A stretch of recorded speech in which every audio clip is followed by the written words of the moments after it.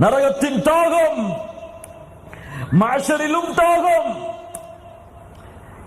நரகத்தில் வீசப்பட்ட பிறகும் தாகம். யா அல்லாஹ் தண்ணீர் கொடு, யா அல்லாஹ் தண்ணீர் கொடு.